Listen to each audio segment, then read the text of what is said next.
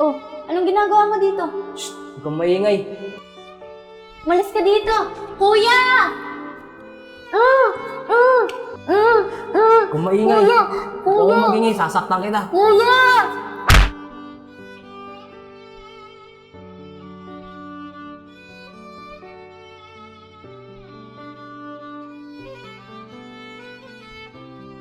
Ron, pasok tayo bukas sayang araw. Oo, Dong, pasok tayo. Kailangan ko rin kasi ng pera eh. Bayaran kasi namin ng upa next week. Wala na rin akong budget dito. Kaya kailangan ko maggapit. Ako din kasi next month, pasokan na. Kailangan ko bilan ng gamit yung kapatid ko. O sige, Dong. Tara, Dong. Tambay muna tayo sa may batuan. Tara. Dong, dito muna tayo. Tara. Dong, ba't parang kinakapos kayo? Dalawa kayo ng ate mo nagtatrabaho. Ako lang mag-isa nagtatrabaho sa amin. Kaya natural lang kapusin. Di ba nga magpapasokan? Kasi ako bibili ng gamit ng kapatid ko. Kaya kailangan ko pumasok. O bakit, Dong? Yung ate mo may trabaho rin naman Oo, Ron. Si ate kasi gumagastos sa bahay namin. Siya nagbabayad ng tubig tsaka kuryente. Siya rin gumagastos sa pagkain namin. Ayos yan, Dong. Natutulungan kayo magkakapatid. Oo, Ron. Pangako namin kay nanay at kay tatay yan na magtutulungan kami magkakapatid. Yun ang bubuhay pa sila.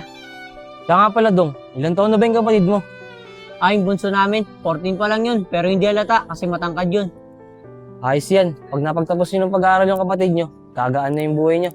Kaya nga Ron Kaya nagpupursige ako na mapagtapos ko sa pag-aaral yung kapatid ko. Tara Ron, punta muna tayo sa bahay para makilala ka ni ate tsaka ng kapatid ko. Sige, Dong. Tara. Dong, ang layo pala ng bahay nyo. Akala ko malapit na sa court. Ron, malapit lang. Di ka lang sanay. Sige, magtatracing na lang ako mamaya pa uwi. Sige.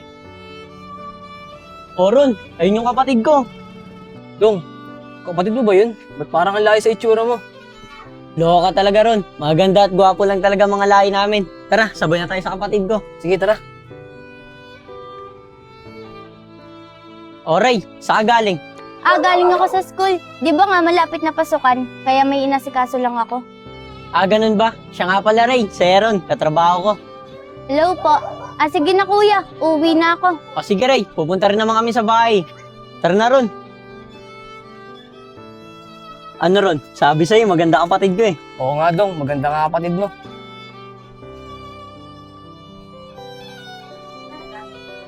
Aaron, pasensya ka na. Masikip sa iskinita namin. Dito kasi kami nakahanap ng paupahan Okay lang yun, Dong. Ganito rin naman sa amin pag nakapunta ka. Sige, tara na. Dami na namang hugasin. Kuya, ang dami na namang hugasin. Sige Ray, ako na maghuhugas niyan. Papahinga lang ako. Naglaro kasi kami ng basketball ng katrabaho ko. Hindi na kuya. Ako na lang maghuhugas niyan. Magpahinga ka na lang. Ganun ba Ray? Sige, salamat Ang bait talaga ng kapatid ko. Ano ka ba kuya? Wala yun. Sige Ron, upo muna tayo dito. Dong, inom kaya tayo. Kahit isang bote. Maaga pa naman Sige Ron, maaga pa naman Sige, ako na lang bibili. Ron, samahan na kita. Baka hindi mo alam yung tindahan dyan. Sige, tara.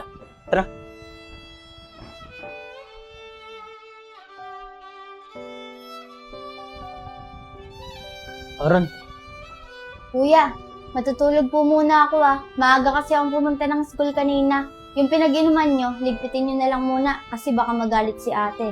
sige Ray, ako nang bahala rito.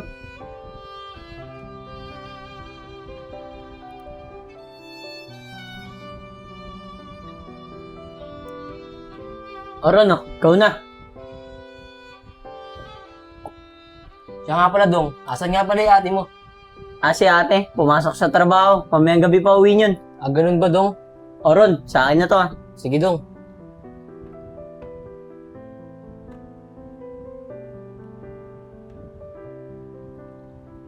Ron.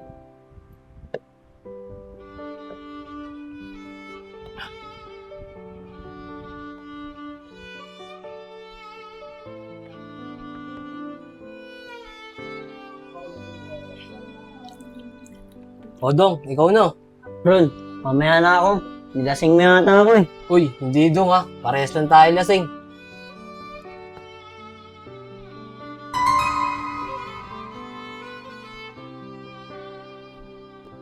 Dong, kaya mo pa ba?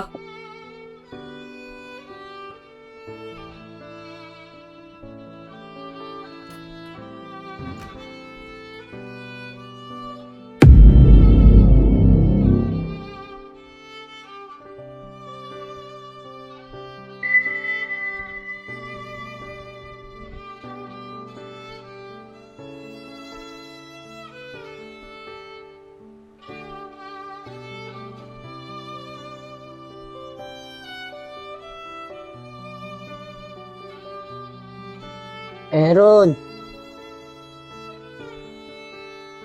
Oh, Aaron! Anong ginagawa mo dyan? Wala dong, nilipat ko na electric fan. Nainitan na kasi yung kapatid mo eh. Kawawa naman. Ah, ganun ba? Salamat ron ah. Oh, wala na pala tayong ninom. Kaya nga eh, inubos ko na. Tinulugan mo kasi ako eh. O paano? Susunod na lang tayo mag-inom sa sahod natin. O sige ron, parating na rin kasi si ate. O sige dong, o paano? Dito na ako ah. O paano ron? Atid ba kita? Di na dong, alam ko rin naman palabas dito eh. Magka-tricycle na lang ako, pauwi sa amin. O sige ron, mag-iingat ka. Kita na lang tayo ulit bukas sa trabaho. Sige dong, dito na ako ah. Sige.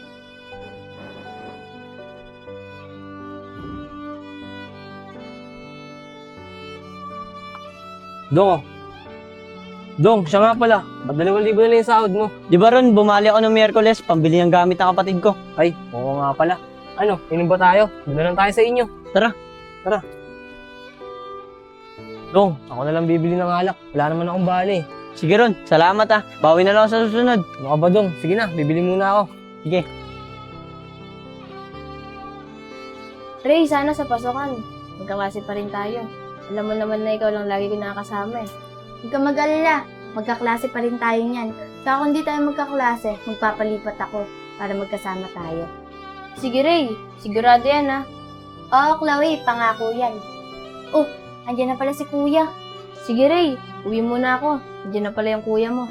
Sige na Chloe, mag-iinom na naman yan si Kuya, pati yung katrabaho niya. Dito muna ako sa kwarto. Tara ron.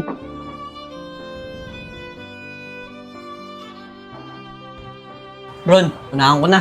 Sige dong.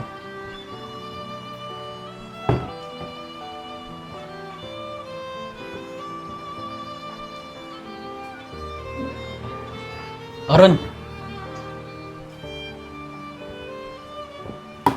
Dinaya mo ako nung nakaraan ah. Nilasing mo ako.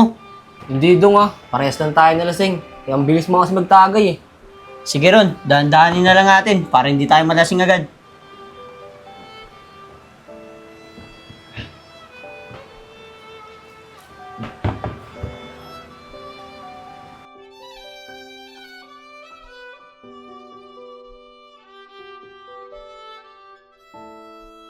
Dong, ano? Bibili pa ba tayo? Hindi na Ron, dito na kaya. Sige dong, nahinga ka muna dyan.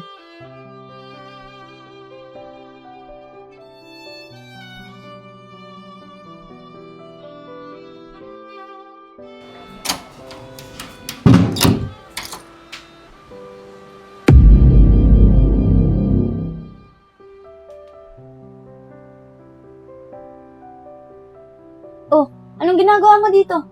Huwag kang maingay. Malis ka dito! Kuya! Huwag kang maingay. Kuya! Huwag kang magingay, sasaktan kita. Kuya!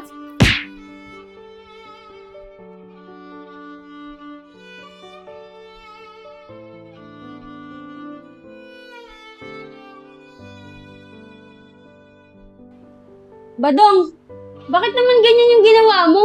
Alam mo naman may kapatid kang babae. Dito ka pa talaga naglalasing kayo ng kaibigan mo. Sa tingin mo, mababalik pa ba natin yan? Hindi na, kasi nangyari na. Ate, pasensya na po ah. Di ko naman po alam na ganun gagawin ng katrabaho kay Ray. Tingnan mo, dahil sa nangyari, hindi na matutupad ni Ray yung pangarap niya kay nanay at tatay. Badong, 14 years old lang yung kapatid natin, tapos wala pang ama yung magiging anak niya. Ate, pasensya na po ah. Dahil kasalanan ko po at nagtiwala ako sa katrabaho ko, pinatuloy ko siya dito sa bahay natin. Ano pa ba magagawa natin? Nangyari na. Maging aral na yan sa'yo na huwag kang basta-basta magpapasok dito sa bahay natin. Paano na lang kung hindi lang ganun yung ginawa kay Ray? Mababalik pa ba natin yung buhay niya? Ate, palaglag na lang po natin para po mapagpatuloy ko yung pag-aaral ko. Ray, maling-mali ang naiisip mo. Malaking kasalanan sa Diyos yan. Ituloy mo yung pagbubuntis mo. Pag nakapanganak ka na, tsaka ka bumalik sa pag-aaral. Huwag kang mag-alala. Tutulungan kita. Ate, maraming salamat po talaga. Buti na lang po nandyan ka. Ano ka ba, Ray? Wala namang ibang magtutulungan kundi tayong magkakapatid. Kasi wala na tayong magulang.